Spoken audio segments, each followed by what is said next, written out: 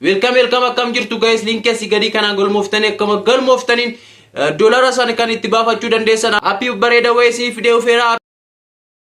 appii kana irratti akkamitti akka hojjennu karaa kamiinis akka qarshii argannu torbanitti kana dolara 20 olii hojjechuu kan akka dandeenyu fi maal akka gochuu qabnu appii kana seessa akka gochuu qabnu source hundumaa kanatti mutaawari channel kana faarataatan channel kana subscribe video kana like gochuu fi maati channel kana ta'uu hin dagatina galatooma so appii kana karaa lamaan argachuu dandeessu kanaan tokko haaf inni jalqabaa fi salphaan immoo description irraa appii isaa sinifan ka link isaa sinifan ka link isan cuqaasuudhaan karaa appii sanii siin geessa jechuudha karaa lammaffaa immoo karaa Play Store keessanii deemuudhaan haifami jettanii sarrachuu appii asirratti argitan kana download gochuudhaan fayyadamuu dandeessu jechuudha so guys aga appii kana arganne booda download gone erga appii kana download gone booda appii kana keessanii gallaa jechuudha erga appii kana keessa gallee booda gmail ni gaafatan gmail keenya ni guunna so guys akka asirratti argitanii neemi keenya guutaa ji'a neemi keenya beekatuuf jechuun ni galchina erga neemi keenya beekatuuf jennee galchine booda jenderi keenya mail jenneeni so asirratti barzii keenya waan yaadannoo galchuu qabna jechuudha barzii yeroo tokko waan nu gaafachuu danda'uuf viidiyoo irratti waan nu gaafachuu danda'u erga galchine booda complete jennaani so karaa kanaan harka isaatiin ofiifuu kana tuqaa jeenu ajaja so maaliif link isanii yoo galtan yeroo akkuma galtanii viidiyoo gochuu waan dandeessaniif akkanatti nu gaafata akka nutis karaa Binance keenya deemuudhaan asirratti USDC malee USDT miti USDC baasuu dandeenya karaa Binance keenya deemuudhaan add found kan jedhu kana ni cuqaasna jechuudha so add found kan jedhu kana erga cuqaasne booda erga san cuqaasne booda karaa kamiin faachuu barbaadu kan jedhu nuuf fida nuti asirratti maanni on chain deposit kan jedhu kana on chain deposit kan jedhu kana ni tuqna achumaan asirratti maanni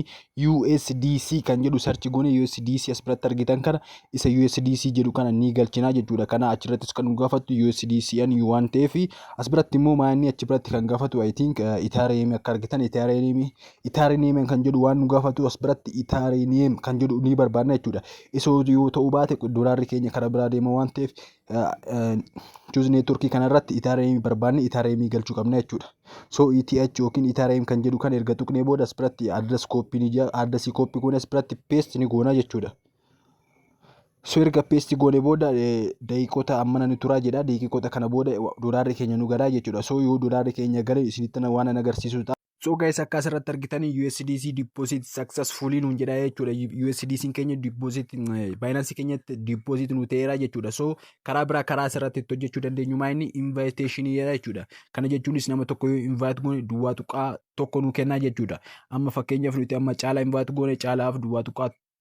nuuf duwwaa tuqaa tokko kenna caalaa saniif duwwaa tuqaa tokko kenna caalaan immoo gaaromsaa yoo goe duwwaa tuqaa duwwaa 5 jedhee duwwaa tuqaa duwwaa tokko jedhee akkasitti hanga nama 3 hanga nama 4 tti deddeemaa jechuudha nuti hanga nama 3 hanga nama 4 invite gochuudhaan argachuu dandeenya lammaffaan immoo maayini namoota live'dhaan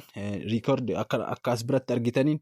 waan sagaleedhaan as biratti live taa'uudha jechuudha sagalee yoo live teenye as biratti wanti nu lakkaa'u jira jechuudha as biratti nu lakkaa'uudhaan karaa isaati lama teenye akkasumatti coinii keenya gold coin anjeemu jira jechuudha karaan as biratti arginu gold coin kan jedhu kana nu dabalaa deemaa jechuudha karaan immoo sadaffaa as biratti itti hojjechuu dandeenyu maayini geemota namoota asirra jira wajjin geemota taphachuudhaan asirratti waan hojjechuu dandeenya kana jechuunis fakkeenyaaf amma geemoti tokko yoo tuqne nama